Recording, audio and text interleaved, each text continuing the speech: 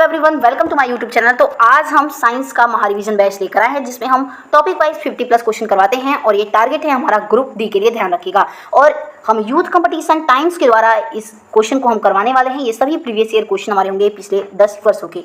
तो अगर आप 1 से 11 तक क्लास नहीं देखें तो आप जाइए हमारे प्लेलिस्ट में, वहाँ पे आपको वीडियो मिल जाएगा।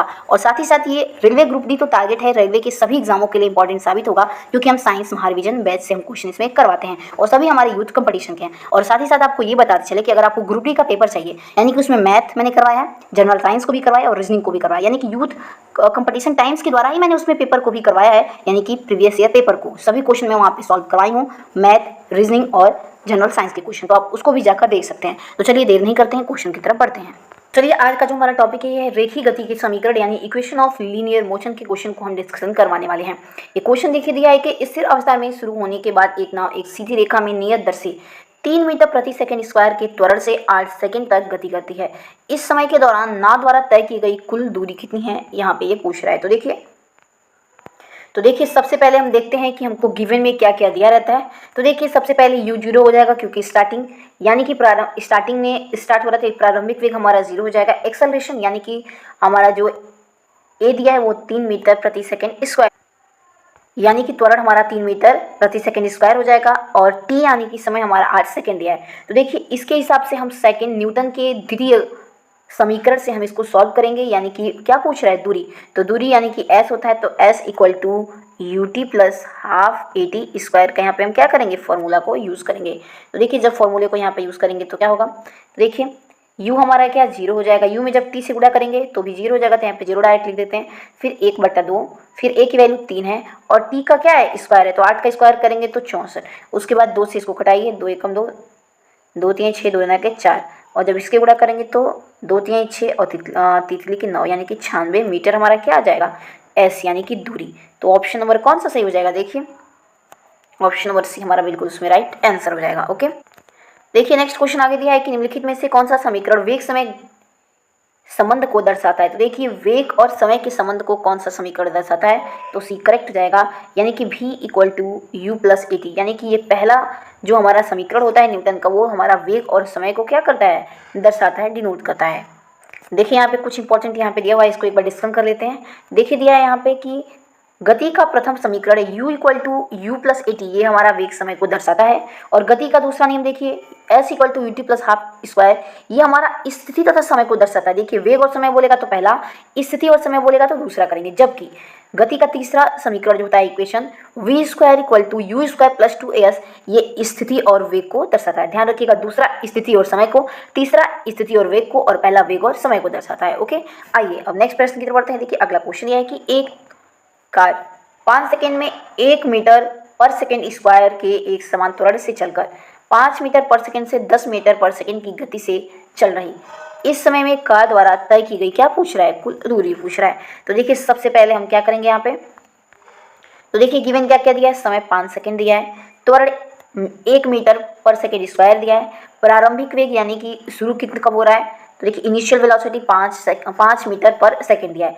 और फाइनल वेलोसिटी यानी कि अंतिम वेग 10 मीटर पर सेकंड दिया है। इसके बाद देखिए तो u हमारा कितना हो जाएगा, v2 माइनस v1 करेंगे तो u कितना आ जाएगा, 10 माइनस 5 करेंगे तो 5। इसके हिसाब से सेकंड नियम को यूज़ कर रहे हैं। देखिए इसके बाद s equal to U T plus half A T का फॉर्मूला लगाएंगे, दूरी पूछा है तो देखिए ut हमारा कितना हो जाएगा, 5 गुणित 5 यानी कि 25, उसके बाद हाफ, फिर a हमारा कितना दिया है 1 मीटर प्रति सेकंड स्क्वायर, एक्सेलरेशन यानी त्वरण, तो त्वरण को रखेंगे, फिर t का क्या कर देंगे स्क्वायर, तो 25 हो जाएगा। ठीक है, उसके बाद इसको जब हम सॉल्व करेंगे तो हमारा आंसर कितना आ जाएगा, 37.5 मीटर, यानी कि ऑप्शन नंबर भी हमारा इसमें एकदम राइट आंसर हो जाएगा। नेक्स्ट क्वेश्चन लिखते हैं, दिया है कि गति का दूसरा समीकरण और समय के बीच का संबंध को दर्शाता है, यानी पूछ रहा है कि जो गति का दूसरा समय समीकरण होता है ये किसके और समय के बीच संबंध बताता है। तो देखिए अभी बताए हैं कि जो दूसरा समीकरण होता है ये स्थान या फिर स्थिति और समय के बीच के संबंध को क्या करता है, दर्शाता है। तीसरा हमारा वेग होता है, लेकिन दूसरा क्या है, समय और स्थिति, और पहला क्या था। तो देखिए एक और बार डिस्कशन करवा देते हैं। देखिए पहला समीकरण होता है वेग और समय को दर्शाएगा, दूसरा स्थिति और समय को, और तीसरा हमारा स्थिति और वेग को दर्शाएगा। ओके, आइए अगले प्रश्न की तरफ बढ़ते हैं। नेक्स्ट क्वेश्चन हमारा आगे दिया है कि गति का दूसरा समीकरण स्थिति, स्थान और किसके बीच के संबंध को दर्शाता है। तो देखिए स्थिति और स्थान और ये समय के संबंध को दर्शाता है, यानी कि गति का हमारा दूसरा समीकरण। ओके, नेक्स्ट क्वेश्चन की तरफ बढ़ते हैं। अगला क्वेश्चन है कि गति के समीकरणों के संबंध में निम्नलिखित में से कौन सा गलत है। तो ये हमारा ये फॉर्मूला क्या दिया है, गलत दिया हुआ है। ठीक है, देखिए गलत इसलिए दिया है क्योंकि हमारा फाइनल माइनस इनिशियल होता है, यानी कि अंतिम वेग माइनस प्रारंभिक वेग, लेकिन इसमें हमारा क्या दिया है, प्रारंभिक वेग माइनस अंतिम वेग दे दिया, इसलिए हमारा इक्वेशन क्या हो जाएगा, गलत। तो इसमें गलत पूछा है तो ऑप्शन नंबर ए हमारा एकदम राइट आंसर हो जाएगा। ओके, नेक्स्ट क्वेश्चन की तरफ बढ़ते हैं। अगला क्वेश्चन लिखिए दिया है कि यदि एक कार अपनी प्रारंभिक स्थिति से 20 सेकंड में 144 किलोमीटर प्रति आवर की गति तक समान रूप से त्वरित होती है तो यह कितनी दूरी तय करेगी। तो देखिए इक्वेशन मतलब फर्स्ट इक्वेशन का हम यूज़ करेंगे। यहाँ पे चलना स्टार्ट किए तो यू हमारा क्या रख देंगे, 0 रख देंगे। ओके, यू हमारे यहाँ पे 0 हो गया। इसके बाद फॉर्मूला लगाएंगे v = u + at का। ठीक है, तो v हमारे यहीं पर रहेगा, u हमारा 0 हो जाएगा, a को यही रख देंगे क्योंकि पता नहीं है, और t हमारा सेकंड कितना दिया है तो 20 कर देंगे। उसके बाद देखिए फिर इसके बाद देखिए भी हमारा कितना हो जाएगा तो 144, क्योंकि दूरी हमारा दिया था उसमें, तो 144 उड़ते 5/8 क्यों कर रहे हैं, क्योंकि किलोमीटर दिया था। अगर हम किलोमीटर से जब भी किलोमीटर टू मीटर में जाते हैं तो 5/18 से हम क्या कर देते हैं, गुणा कर देते हैं, इसलिए गुणा किया गया है। ओके, गुणा करने के बाद देखिए इसको सॉल्व करेंगे तो एक्सेलरेशन कितना आ जाएगा, 2 मीटर प्रति सेकेंड स्क्वायर आ जाएगा। जब एक्सेलरेशन आ जाएगा उसके बाद सेकेंड न्यूटन के सेकेंड लॉ से हम फाइंड करेंगे दूरी को। ओके, और यहाँ पे हमने अभी उसका एक्सेलरेशन को फाइंड किया है क्योंकि दिया था यहाँ पे अंतिम वेग उसका दिया था v दिया था, इसलिए। ठीक है, अब दूरी को यहाँ पे पता करेंगे तो देखिए s = ut + ½ at² रखेंगे। s हमको नहीं दिया है, पूछा है इसमें। u और t मल्टीप्लाई करेंगे, u जब 0 है तो t भी 0 हो जाएगा, तो 0 कर देंगे। 1/2 a हमारा 2 आया था तो 2 रख देंगे, और t यानी कि 20 सेकेंड है तो 20 का क्या करेंगे, स्क्वायर। जब स्क्वायर करेंगे तो ये 2 से 2 कट जाएगा, 400 मीटर हमारा बच जाएगा। यानी कि देखिए ऑप्शन नंबर इसमें हमारा ये एकदम राइट आंसर हो जाएगा। ओके, तो ऑप्शन नंबर 1 करेक्ट कर देंगे। नेक्स्ट क्वेश्चन लिखते हैं। अगला क्वेश्चन है कि एक बस विश्राम अवस्था से चलना शुरू करती है और नियत त्वरण से एक पहाड़ी से उतरती है। यदि 10 सेकंड में 200 मीटर की दूरी तय करती है तो इसका त्वरण क्या होगा, पूछ रहा है। मत तो चलिए सबसे पहले हम यहाँ पे देखते हैं समझ में कैसे आएगा कि कौन सा इक्वेशन लगे। तो सबसे पहले हम क्या देखेंगे, देखिए इसमें दूरी हमारा 200 मीटर दिया हुआ है, समय हमारा 10 सेकंड दिया है, एक्सेलरेशन पूछ रहा है। तो ऐसा हमारा सेकंड इक्वेशन ये, यानी कि गति के द्वितीय समीकरण के द्वारा हम कर पाएंगे। s = ut + ½ at² यहाँ पे यूज़ करेंगे। तो देखिए दूरी 200 हो गया और u हमारा फाइनल 0 है तो 0 मल्टीप्लाई करेंगे 10 का तो 0 हो जाएगा। इसके बाद हाफ का यूज़ करेंगे। उसके बाद हम a को पूछ रहा है एक्सेलरेशन, इसमें खुद पूछा है कि त्वरण कितना होगा, और t यानी कि समय का स्क्वायर करेंगे। तो देखिए यहाँ पे ये तो हट जाएगा, 0 हो जाएगा, यानी इसको काट देते हैं, हाफ बचेगा, a बचेगा और 100 बचेगा, 2 से करेंगे तो ये 50 हो जाएगा। ठीक है, इसके बाद यहाँ पे हो जाएगा 50, a = 200, फिर उसके बाद 0 से 0 ये कैंसिल हो जाएगा तो 5 चौके 20 हो जाएगा, तो 4 मीटर प्रति सेकेंड स्क्वायर हमारा क्या हो जाएगा, तो एक्सेलरेशन हमारा हो जाएगा।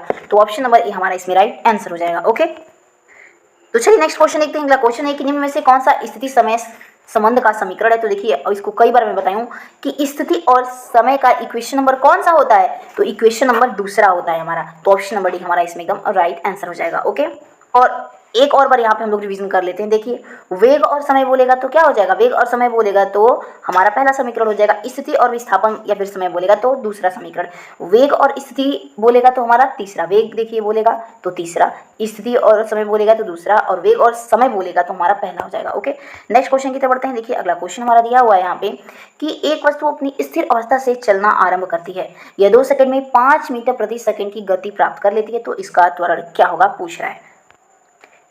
तो सबसे पहले हम फर्स्ट इक्वेशन को लगाएंगे, v = u + at, v हमारा 5 हो जाएगा, u स्टार्ट कर रहा है तो 0, 2 हमारा समय हो जाएगा, एक्सेलरेशन पूछ रहा है। जब हम इसको सॉल्व करेंगे तो 2.5 मीटर प्रति सेकंड स्क्वायर हमारा एक्सेलरेशन यहाँ पे आ जाएगा। ओके, तो चलिए नेक्स्ट क्वेश्चन देखते हैं। क्वेश्चन है कि इनमें से कौन समान त्वरित गति का समीकरण नहीं है। पूछ रहा है कि इसमें से कौन सा जो गति का नियम है वो त्वरित गति समीकरण नहीं है समान गति का। तो option number C right answer हो जाएगा, यानी कि v - u = a + t, ये हमारा ऑप्शन नंबर सी सही हो जाएगा। ओके, नेक्स्ट क्वेश्चन देखते हैं। अगला क्वेश्चन है कि एक बच्चे के हाथ में 1/4 kg की एक गेंद है और वह इसे ऊर्ध्वाधर रूप से ऊपर की ओर फेंकता है। उसका हाथ ऊपर की ओर 10 सेंटीमीटर उठता है और उसके हाथ से गेंद ऊपर 2 मीटर पर सेकंड ऊपरी वेग से निकल जाती है, तो बच्चे द्वारा गेंद को फेंकने के लिए लगाया गया स्थिर बल का मान कितना होगा, इसमें पूछ रहा है। ठीक है, तो देखिए सबसे पहले गेंद का द्रव्यमान कितना है, तो देखिए 1/4 kg है। गेंद को ऊपर फेंकने के लिए उठाए गए हाथ की ऊंचाई कितनी है, h = 10 सेंटीमीटर। तो इसको जब मीटर में करेंगे तो 10/10 करेंगे, 10/100 करेंगे तो हमारा क्या आ जाएगा 0.1 मीटर, क्योंकि मीटर में ही चेंज करते हैं तो मीटर में चेंज हो जाएगा। उसके बाद आगे देखिए क्या करते हैं, बी हमारा कितना दिया है 2 मीटर पर सेकेंड दिया है। गेंद को फेंकने के लिए लगाया गया बल हमारा F पूछ रहा है, तो इसके लिए फॉर्मूला यूज करेंगे v square equal to u square plus 2as, यानी कि तीसरे समीकरण का यूज़ करेंगे हम यहाँ पे, ठीक है। उसके बाद देखिए v हमारा कितना दिया था 2 का स्क्वायर कर देंगे। इसके बाद u हमारा प्रारंभिक वेग है तो शुरू में हमारा 0 हो जाएगा, तो 0 का स्क्वायर करेंगे तो 0 का 2 गुणते a हमारा अभी पता नहीं है, और s हमारा दूरी 0.1 मीटर है। अब क्योंकि अभी वो 10 सेंटीमीटर दिया था तो उसको मीटर में चेंज किए तो 0.1 मीटर हो जाएगा। उसके बाद जब इसे सॉल्व करेंगे तो एक्सेलरेशन हमारा क्या आ जाएगा 20 मीटर प्रति सेकेंड स्क्वायर यहाँ पे हमारा आ जाएगा। तो फॉर्मूला क्या होता है F = m × a होता है, ठीक है, ये फॉर्मूला होता है। यहाँ पे यूज़ करेंगे हम F फोर्स बराबर मास हमारा 1/4 kg दिया था, a हमारा आ गया 20, तो 4 × 5 = 20, यानी कि 5 न्यूटन का क्या हो रहा है बल लगाया जा रहा है, यानी कि फोर्स। तो ऑप्शन नंबर इसमें डी हमारा बिल्कुल इसमें राइट आंसर हो जाएगा। तो चलिए अगला जो हम क्वेश्चन देखने वाले हैं ये हमारा घर्षण यानी कि फ्रिक्शन से संबंधित क्वेश्चन होगा। क्वेश्चन ये है कि यदि किसी गतिमान वस्तु पर कोई बल आरोपित नहीं है तो यह किसके कारण रुक जाती है, तो देखिए ये घर्षण के कारण रुक जाती है, option number C right answer हो जाएगा। नेक्स्ट क्वेश्चन देखिए आगे दिया है कि दो सतहों के बीच सतह अनियमितताओं के परिणाम स्वरूप क्या होता है, तो ये हमारा घर्षण होता है, ऑप्शन नंबर ए हमारा इसमें राइट आंसर हो जाएगा। नेक्स्ट क्वेश्चन आगे दिया है कि घर्षण बल कैसे कार्य करता है, तो ये बल की दिशा के विपरीत कार्य करता है घर्षण बल, ऑप्शन नंबर डी हमारा इसमें राइट आंसर हो जाएगा। नेक्स्ट क्वेश्चन आगे दिया है कि घर्षण द्वारा किया गया कार्य कैसा होता है, तो हमारा सी इसमें सी करेक्ट हो जाएगा, यानी कि वो ऋणात्मक होता है। नेक्स्ट क्वेश्चन दिया है कि घर्षण बल द्वारा किया गया कार्य कैसा होता है, ये भी इसमें भी पूछ रहा है, तो देखिए वो हमेशा भी क्या बताएं कि सदैव वो हमेशा ऋणात्मक होता है, ऑप्शन नंबर इसमें सी हमारा एकदम राइट आंसर हो जाएगा। नेक्स्ट क्वेश्चन दिया है कि घर्षण द्वारा किए गए कार्य का क्षय नहीं होता बल्कि वह किस ऊर्जा के रूप में परिवर्तित हो जाती है, तो देखिए वो तापीय ऊर्जा के रूप में क्या होती है परिवर्तित हो जाती है। तो आइए अब अगला प्रश्न जो भी हम देखेंगे वो हमारे होंगे सरल आवर्त गति से यानी कि सिंपल हार्मोनिक मोशन और रोटेशनल मोशन यानी कि घूर्णन गति से संबंधित हम प्रश्न देखने वाले हैं। देखिए क्वेश्चन यह है कि यदि कोई पिंड रूपांतरित गति से एक वक्र पथ पर गति करता है तो इस गति को क्या कहते हैं, तो उसे वक्र रेखी गति कहते हैं, ठीक है, क्योंकि वो एक वक्र पथ पर क्या कर रहा है गति कर रहा है, तो ऑप्शन बड़ी और राइट आंसर हो जाएगा। नेक्स्ट क्वेश्चन अगला दिया है कि किसी निकाय को एक समान वृत्तीय गति में चलाने में लगने वाला आवश्यक नियत बल को क्या कहा जाता है, तो देखिए इसमें ऑप्शन नंबर सी हमारा राइट आंसर हो जाएगा, यानी कि उसे हम अभिकेंद्रीय बल कहते हैं। नेक्स्ट क्वेश्चन आगे दिया है कि जब कोई वस्तु एक समान वृत्तीय गति से घूर्णन करती है तो प्रत्येक बिंदु पर इसका क्या बदल जाता है, तो देखिए जब कोई भी वस्तु है वो हमारी वृत्तीय गति पर मतलब गोल गोल घूम रही है तो उसके प्रत्येक बिंदु पर क्या बदलता है, तो उसका वेग हमेशा क्या वेलोसिटी बदल जाता है, option number B right answer हो जाएगा। नेक्स्ट क्वेश्चन लिखिए दिया है कि एक वृत्ताकार पथ में स्थिर गति वाले पिंड की गति को क्या कहा जाता है, देखिए किसी वृत्त पर कोई पिंड है जो गति कर रहा है तो उसे हम समान आवृत्तीय गति कहते हैं, ऑप्शन बड़ी हमारा एकदम राइट आंसर हो जाएगा। नेक्स्ट क्वेश्चन है कि जब कोई वस्तु दिया है वृत्तीय पथ पर गति करती है तो घूर्णन करती हुई वस्तु पर केंद्र की ओर लगने वाला बल क्या कह रहा है, तो केंद्र की ओर पूछ रहा है, देखिए तो और जब पूछेगा तो अभिकेंद्री हो जाएगा, केंद्र की ओर कौन सा बल लगता है अभिकेंद्री, तो option number C right answer हो जाएगा। नेक्स्ट क्वेश्चन लिखते हैं अगला क्वेश्चन है किसी दोलन द्वारा एक आयाम पूरा करने में लिया गया समय क्या कहलाता है, तो एक आयाम द्वारा पूरा करने में लिया गया समय हमारा ये आवर्त काल कहलाता है, ऑप्शन नंबर 20 में राइट आंसर हो जाएगा। नेक्स्ट क्वेश्चन यह है कि किसी सैटेलाइट और पृथ्वी के बीच आकर्षण का गुरुत्वाकर्षण बल किसको तेजी प्रदान करता है, तो देखिए ये अभिकेंद्री बल को तेज कर देता है यानी तेजी प्रदान करता है, ऑप्शन नंबर राइट आंसर हो जाएगा। नेक्स्ट क्वेश्चन है कि झूले पर बैठे लड़की की गति क्या होती है, तो उसे हम आवर्ती गति कहते हैं, ऑप्शन बड़ी राइट आंसर हो जाएगा। नेक्स्ट क्वेश्चन देखने वाले हैं, अब जो भी हम क्वेश्चन देखेंगे इसमें ये हमारे गुरुत्वाकर्षण यानी कि ग्रेविटेशन से होने वाला है और इसी में न्यूटन का गुरुत्वाकर्षण नियम से भी संबंधित प्रश्न आएंगे, जैसे कि न्यूटन्स लॉ ऑफ ग्रेविटी से संबंधित क्वेश्चन। तो देखिए आइए देर नहीं करते हैं क्वेश्चन की तरफ बढ़ते हैं। तो क्वेश्चन यह है कि दिए गए दो कथन दिए हैं ए और बी में कौन सा सत्य गुरुत्वाकर्षण बल क्या है पूछ रहा है इसमें, तो देखिए पहला दिया है इसमें एक कि दो वस्तुओं के द्रव्यमान के गुणन का सीधा अनुपातिक होता है, दूसरा दिया कि दो वस्तुओं के बीच की दूरी के वर्ग के सीधे अनुपातिक होता है, तो देखिए इसमें कौन सा सही होगा, तो इसमें हमारा ऑप्शन नंबर सी बिल्कुल करेक्ट हो जाएगा, यानी कि ए सत्य है जबकि बी क्या है असत्य है। यानी कि देखिए, दो वस्तुओं के द्रव्यमान के गुणन का सीधा अनुपातिक होता है हमारा गुरुत्वाकर्षण, ये तो सही है। लेकिन बी हमारा क्या है, ये हमारा गलत है। दो वस्तुओं के बीच की दूरी के वर्ग से सीधे अनुपातिक ही हमारा गलत दिया है। ठीक है, आइए नेक्स्ट क्वेश्चन की तरफ बढ़ते हैं। नेक्स्ट क्वेश्चन लिखते हैं। अगला क्वेश्चन है कि ब्रह्मांड की प्रत्येक वस्तु एक बल के साथ प्रत्येक अन्य वस्तु को आकर्षित करती है, जो ये क्या होता है? तो देखिए, आप इसका आंसर हमें कमेंट बॉक्स में जरूर बताइएगा। नेक्स्ट क्वेश्चन की तरफ बढ़ते हैं। अगला क्वेश्चन है कि विकल्पों में उल्लेखित तथ्य में कौन सा गुरुत्वाकर्षण के सार्वभौमिक नियम द्वारा समझाया नहीं गया है? तो बी हमारा ये समझाया नहीं गया है, यानी कि ग्रहों के चारों ओर सूर्य की गति। तो ऑप्शन नंबर 20 में राइट आंसर हो जाएगा। नेक्स्ट क्वेश्चन है कि निम्न में से कौन एक कमजोर बल है, यानी कि सबसे कमजोर बल पूछ रहा है, तो बी करेक्ट हो जाएगा, यानी कि गुरुत्वाकर्षण बल हमारा ये सबसे कमजोर बल होता है। देखिए, गुरुत्वाकर्षण बल एक क्षीण बल है जो अत्यधिक द्रव्यमान की वस्तु अथवा पिंडों के बीच कार्य करता है। इस बल का प्रभाव सामान्य पिंडों पर नगण्य होता है, इसलिए हमारा क्या होता है, ये कमजोर बल में आता है। तो option number B right answer कर देंगे। नेक्स्ट क्वेश्चन आगे कि गुरुत्वाकर्षण नियतांक यानी कि जी कांस्टेंट का मान क्या होगा, इसमें पूछ रहा है। तो देखिए, गुरुत्वाकर्षण नियतांक की वैल्यू ऑप्शन नंबर डी हमारा करेक्ट होगा, यानी इसका मान होता है 6.6734 गुणित 10 की घात कितना 11, और इसकी यूनिट क्या होती है, न्यूटन मीटर स्क्वायर पर केजी स्क्वायर होता है। तो ऑप्शन नंबर डी को हम करेक्ट कर देंगे। ठीक है, नेक्स्ट क्वेश्चन दिया कि ब्रह्मांड में किन्हीं दो निकायों के बीच गुरुत्वाकर्षण बल किस पर निर्भर नहीं करता? तो ये देखिए, ये हमारा उनके द्रव्यमानों के योग पर निर्भर नहीं करता है। नेक्स्ट क्वेश्चन आगे दिया कि दो वस्तुओं के बीच की दूरी को यदि दोगुना कर दिया जाए तो इन दोनों के बीच बल पर क्या प्रभाव पड़ेगा? तो देखिए, जब भी हम दो वस्तुओं के बीच की दूरी को अगर दुगना करते हैं तो इनके बल पर क्या प्रभाव पड़ेगा? तो डी करेक्ट हो जाएगा, यानी इनके गुरुत्वीय बल 4 के गुणन में कम हो जाएगा। गुरुत्वीय बल क्या हो जाएगा, कम हो जाएगा, वो भी 4 के बल में। ठीक है, नेक्स्ट क्वेश्चन है कि ब्रह्मांड में प्रत्येक वस्तु एक अन्य वस्तु को एक बल के साथ आकर्षित करती है जो किसके वर्ग के विपरीत अनुपातिक होता है? देखिए, उनके मध्य दूरी के बल के अनुपातिक होता है। तो ऑप्शन नंबर इसमें कौन सा करेक्ट हो जाएगा? सी हमारा राइट आंसर हो जाएगा। नेक्स्ट क्वेश्चन देखते हैं। अगला क्वेश्चन दिया है हमारा कि ब्रह्मांड की प्रत्येक वस्तु दूरी वस्तु को एक बल द्वारा आकर्षित करती है जो किसके समानुपाती होती है? तो सी हमारा इसमें करेक्ट हो जाएगा, या ये उनके द्रव्यमानों के गुणक के क्या होती है, समानुपाती होती है ना। तो चलिए नेक्स्ट क्वेश्चन देखते हैं। अगला क्वेश्चन यह है कि यदि दो वस्तुओं के द्रव्यमान को 3 गुना कर दिया जाए तो दोनों वस्तुओं के बीच का बल कितना होगा? तो ये बल क्या हो जाएगा, 9 गुना हो जाएगा। Option number C right answer हो जाएगा। नेक्स्ट क्वेश्चन यह है कि निम्न में से कौन सा कथन हमारा असत्य है? इसमें देखिए पूछ रहा है क्वेश्चन में। तो देखिए, ए बी और सी यहाँ पे 3 दिए गए हैं कथन। देखिए, में दिया है कि जी का मान चंद्रमा पर पृथ्वी के उसके मान के समान ही होता है, और दूसरा दिया है कि 1 मीटर की दूरी पर रखे गए 2 kg वाले द्रव्यमानों के केंद्रों के मध्य गुरुत्वाकर्षण 26.68 गुणित 10 की घात 11 न्यूटन होता है। सी दिया है कि बल दो वस्तुओं के मध्य की दूरी के वर्ग के व्युत्क्रमानुपाती होता है, और डी दिया है कि दो वस्तुओं के मध्य गुरुत्वाकर्षण बल उनके बीच की दूरी को आधा कर देता है। ये हमारा दिया गया है सभी कथन। तो देखिए, इसमें सी ऑप्शन हमारा करेक्ट, यानी कि केवल डी ऑप्शन ही हमारा इसमें सही होगा, यानी कि दो वस्तुओं के मध्य गुरुत्वाकर्षण बल उनके बीच की दूरी को आधा कर देने पर दुगना हो जाता है। तो ऑप्शन नंबर डी इसमें करेक्ट हो जाएगा। लेकिन ऑप्शन कौन सा मारेंगे? सी, क्योंकि डी हमारा सी में दिया। नेक्स्ट क्वेश्चन देखते हैं। अगला क्वेश्चन है कि गुरुत्वाकर्षण बल वस्तुओं के बीच मौजूद होता है, परंतु इसे तब तक महसूस नहीं किया जा सकता जब तक वस्तुओं के द्रव्यमान बहुत अधिक जैसे ग्रहों में नहीं होता है। तो ऑप्शन नंबर बी करेक्ट हो जाएगा, यानी कि प्रत्येक और हर एक में, यानी कि सभी में। तो ऑप्शन नंबर बी हमारा राइट आंसर हो जाएगा।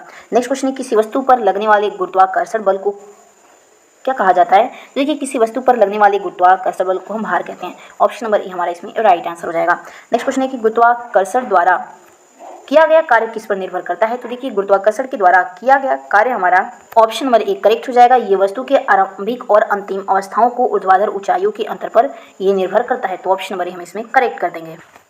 नेक्स्ट क्वेश्चन आगे दिया है कि सर्वाधिक गुरुत्वाकर्षण नियतांक जी की खोज किसके द्वारा की गई थी? तो देखिए, हेनरी कैवेंडिश के द्वारा जी की खोज की गई थी। ऑप्शन नंबर सी इसमें राइट आंसर हो जाएगा। नेक्स्ट क्वेश्चन है कि गुरुत्वाकर्षण का सार्वभौमिक नियम किस पर लागू होता है? तो ये वस्तुओं के किसी भी युग्म पर लागू होता है। ऑप्शन नंबर इसमें राइट आंसर हो जाएगा।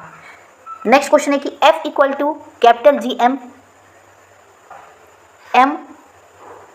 पर डी स्क्वायर सूत्र में जी को क्या कहा जाता है, इसमें पूछ रहा है। तो जी को देखिए, हम सर्वाधिक गुरुत्वाकर्षण स्थिरांक कहते हैं। तो ऑप्शन नंबर ए हमारा इसमें राइट आंसर हो जाएगा। इसकी वैल्यू अभी बताएं हम कि 6.673 गुणित 10 की घात -11 न्यूटन मीटर स्क्वायर पर केजी स्क्वायर होता है। ठीक है, न्यूटन मीटर स्क्वायर और पर केजी स्क्वायर होता है। देखिएगा, इसका यूनिट भी हमेशा पूछा जाता है, तो आप ध्यान रखिएगा। ओके, नेक्स्ट क्वेश्चन देखते हैं। अगला क्वेश्चन ये है कि माना किसी गुरुत्वाकर्षण बल